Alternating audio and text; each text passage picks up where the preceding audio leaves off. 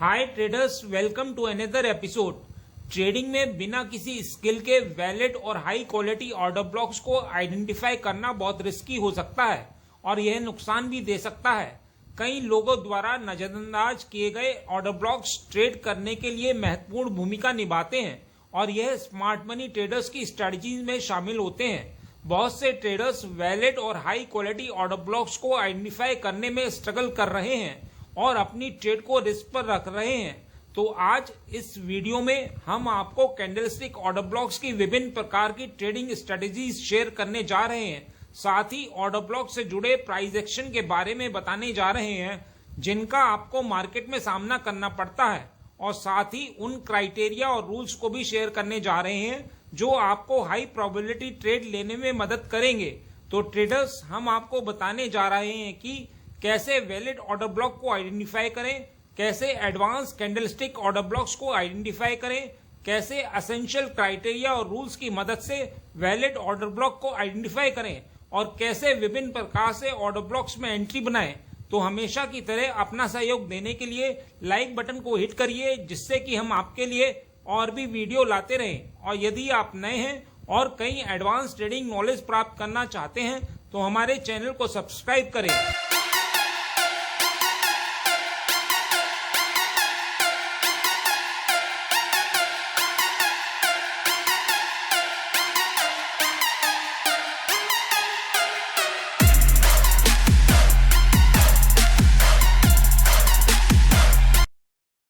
आगे बढ़ने से पहले मैं आपसे पूछूंगा एक क्वेश्चन जिसका आंसर आप सब लोग करोगे कमेंट सेक्शन में।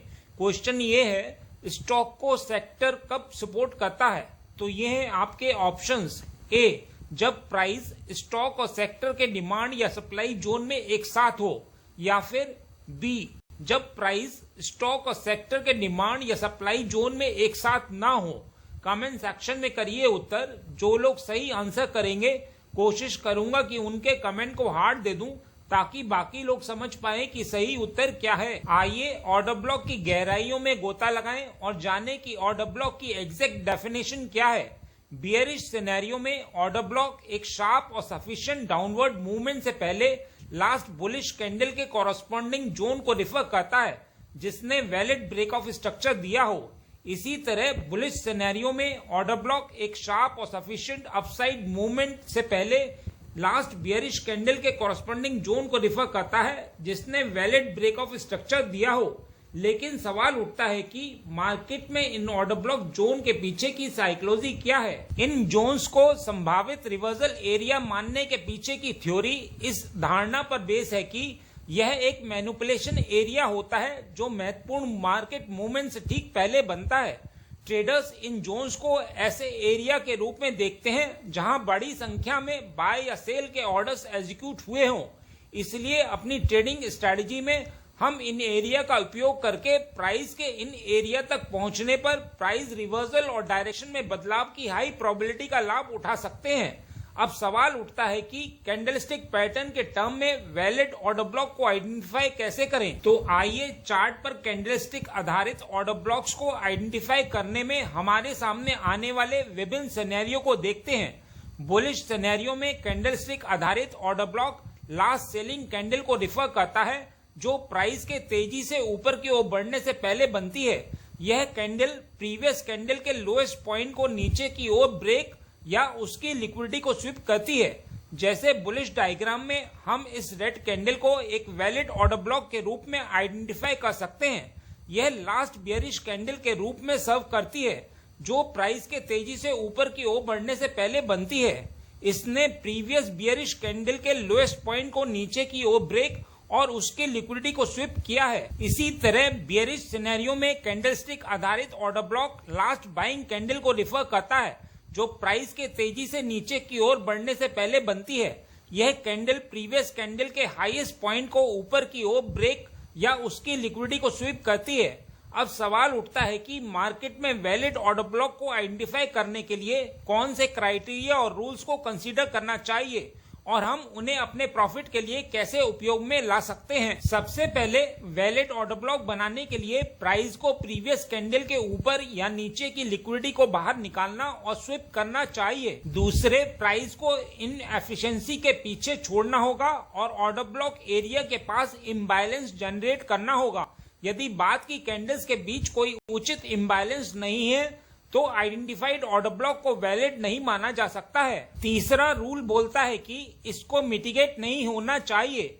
ऑर्डर ब्लॉक्स को एक बार उपयोग माना जाता है, जिसका अर्थ है कि जब प्राइस पहली बार ऑर्डर ब्लॉक में प्रवेश करता है तो हम ट्रेडिंग अपॉर्चुनिटी पर ध्यान देते हैं। एक बार ऑर्डर ब्लॉक मिटिगेट हो जाने के बाद हम इसे भविष्य की ट्रेडिंग के लिए एरिया ऑफ इंटरेस्ट नहीं मानते हैं। रूल नंबर 4 इस बात पर जोर देता है कि हाई क्वालिटी ऑर्डर ब्लॉक को मार्केट में ब्रेक ऑफ स्ट्रक्चर या चेंज ऑफ कैरेक्टर करना चाहिए। ब्रेक ऑफ स्ट्रक्चर या चेंज ऑफ कैरेक्टर आवश्यक संकेत है जो इंडिकेट करते हैं कि मार्केट अपनी इनिशियल डायरेक्शन में जारी रहेगा या रिवर्सल लेगा।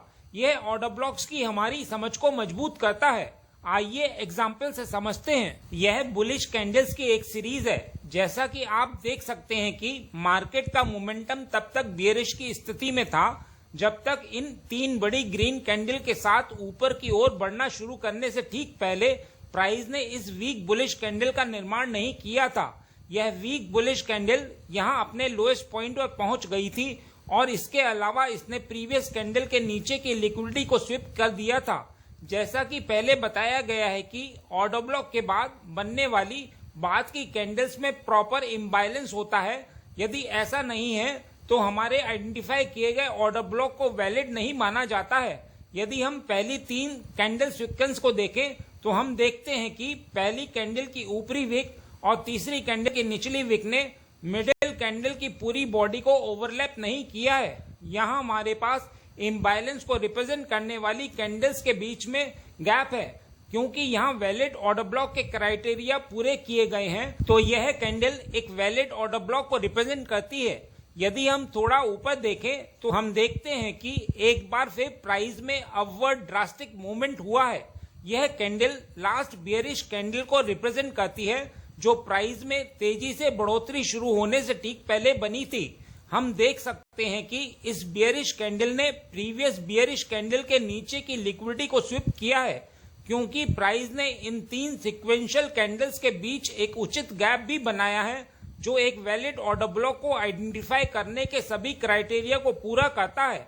अब हम इस कैंडल को एक वैलिड ऑर्डर ब्लॉक के रूप में मान सकते हैं जो प्राइस को रिवर्स कर सकता है यदि प्राइस नीचे आता है और इसे मिटिगेट करता है। जैसा कि आप देख सकते हैं, यह बियरिश कैंडल प्राइस में एक बुलिश मूवमेंट बनने से पहले की लास्ट बियरिश कैंडल है। यह कैंडल वैलिड ऑर्डर ब्लॉक को रिप्रेजेंट नहीं करती है क्योंकि इसने प्रीवियस कैंडल के लो को स्विप नहीं किया है।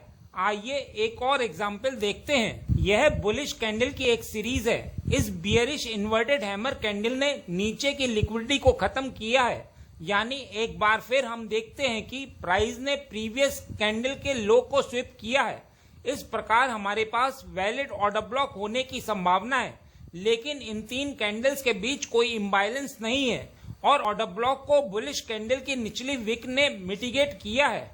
इसलिए इस ऑर्डर ब्लॉक को वैलिड नहीं माना जा सकता है क्योंकि यह ऑर्डर ब्लॉक को वैलिड करने के क्राइटेरिया को पूरा नहीं करता है। इसीलिए इसका उपयोग डिमांड जोन के रूप में नहीं किया जा सकता है। जब इस तरह के सिनेरियो का सामना करना पड़ता है जहां प्राइस ने प्रीवियस कैंडल से लिक्विडिटी ली है लेकिन ऑर्डर ब्लॉक को मिटिगेट कर दिया है, या जब प्राइस इनएफिशिएंसी क्रिएट करने में विफल रहा है, तो हम बाद के कैंडलस्टिक को वैलिड ऑर्डर ब्लॉक के रूप में मानते हैं। इस केस में हम प्रीवियस सेलिंग कैंडल के बजाय इस बुलिश कैंडल को वैलिड ऑर्डर ब्लॉक के रूप में आइडेंटिफाई करते हैं। यह डिसीजन इस तथ्य पर आधारित है कि बुलिश कैंडल के तुरंत बाद प्राइस ने उचित इनएफिशिएंसी या इम्बैलेंस उत्पन्न किया है। यदि हम थोड़ा ऊपर देखते हैं तो हम पाते हैं कि प्राइस ने प्रीवियस कैंडल के लो को ले लिया है। प्राइस ने ऊपर बढ़ने से पहले इस बियरिश कैंडल की लिक्विडिटी को स्विप कर दिया है, लेकिन इनमें कोई इम्बैलेंस नहीं है और ऑर्डर ब्लॉक को ऊपरी कैंडल की विक ने मिटिगेट कर दिया है। इसलिए इस ऑर्डर ब्लॉक को वैलिड नहीं माना जा सकता है और इसे डिमांड एरिया के रूप में यूटिलाइज नहीं किया जा सकता है। एक बार फिर ऊपर देखते हैं तो हम पाते हैं कि प्राइस काफी हद तक ऊपर की ओर बढ़ गया है। यह red candle last bearish candle को रिप्रेजेंट करती है, जो प्राइस में तेजी से बढ़ोतरी शुरू होने से ठीक पहले बनी थी। हम देख सकते हैं कि इस बियरिश कैंडल ने प्रीवियस बुलिश कैंडल के नीचे की लिक्विडिटी को स्वीप किया है, क्योंकि प्राइस ने इन 3 सिक्वेंशियल कैंडल्स के बीच एक उचित गैप बनाया है और मिटिगेट भी नहीं किया है और एक वैलिड ऑर्डर ब्लॉक को आइडेंटिफाई करने के सभी क्राइटेरिया को पूरा किया है। तो अब इस कैंडल को एक वैलिड ऑर्डर ब्लॉक के रूप में मान सकते हैं। यह कॉन्सेप्ट बियरिश मार्केट के लिए भी एप्लीकेबल है। यह किसी भी टाइम फ्रेम पर और कोई भी प्राइस एक्शन पर अप्लाई किए जा सकते हैं। आइए अब एंट्री मेथड्स को एक्सप्लोर करते हैं, जिन्हें हम ऑर्डर ब्लॉक का उपयोग करते हुए अपनी ट्रेडिंग प्लान में शामिल करते हैं। यह एंट्री मेथड्स आपकी ट्रेड एग्जीक्यूट करने में इफेक्टिव टूल्स की तरह काम करते हैं और यह 4 तरह के होते हैं। यह एंट्रीज 4 मार्केट फैक्टर्स पर डिपेंड करती हैं: मार्केट मूवमेंट, सेशन, वॉलेटिलिटी और रेलिवेंट फैक्टर्स। हम ट्रेड्स को एग्जीक्यूट करने के लिए इन फैक्टर्स को कंसीडर करके एक अच्छे एंट्री मेथड को चुन सकते हैं। पहले एंट्री मेथड में ट्रेड्स को एग्जीक्यूट करने के लिए विक का उपयोग किया जाता है। इस प्रकार की एंट्री में एक वैलिड ऑर्डर ब्लॉक को आइडेंटिफाई करने के बाद हम अपना बाय या सेल ऑर्डर सीधे विक पर रखते हैं। सेल पोजीशन के मामले में हम अपने स्टॉप लॉस को ऑर्डर ब्लॉक के हायर विक के थोड़ा सा ऊपर रखेंगे। यह एंट्री सेटअप एक वाइडर स्टॉप लॉस देता है, जो रिस्क रेशियो को कम करके रिवार्ड को सीधे इम्पैक्ट करता है। लेकिन इस प्रकार की एंट्री का उपयोग करने से आपके ऑर्डर के ट्रिगर होने की प्रोबेबिलिटी बढ़ जाती है, क्योंकि प्राइस बस विक को छूकर आपकी एक्सपेक्टेड डायरेक्शन की ओर बढ़ सकता है। दूसरा एंट्री मेथड बॉडी को रिफर करता है।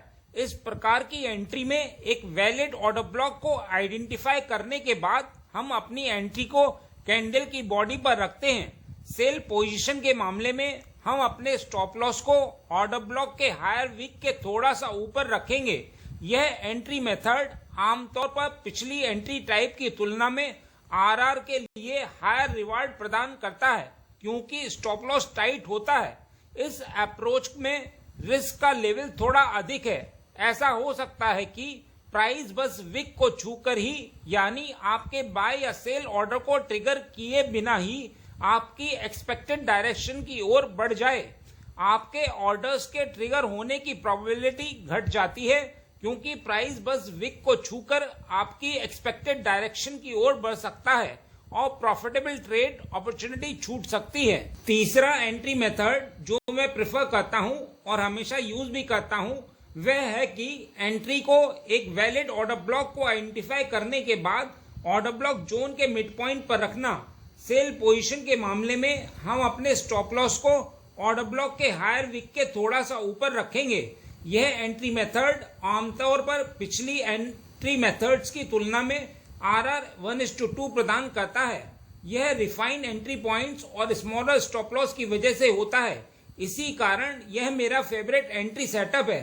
इस अप्रोच को यूज करके हम अपने रिस्क को कम कर सकते हैं और ट्रेड में प्रॉफिट बढ़ा सकते हैं। चौथे एंट्री मेथड में एंट्री को एक वैलिड ऑर्डर ब्लॉक को आइडेंटिफाई करने के बाद कैंडल की बॉडी पर रखते हैं।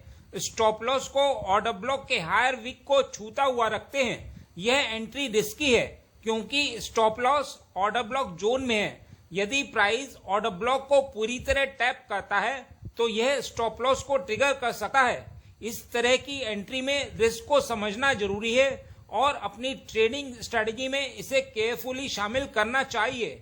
बस इतना ही इस वीडियो में। उम्मीद करता हूं इस वीडियो में दी गई जानकारी आपके लिए उपयोगी रही होगी। यदि हाँ तो लाइक बटन को हिट करिए और यदि आप नए हैं तो चैनल को सब्सक्राइब करिए। मिलते हैं नेक्स्ट एपिसोड में।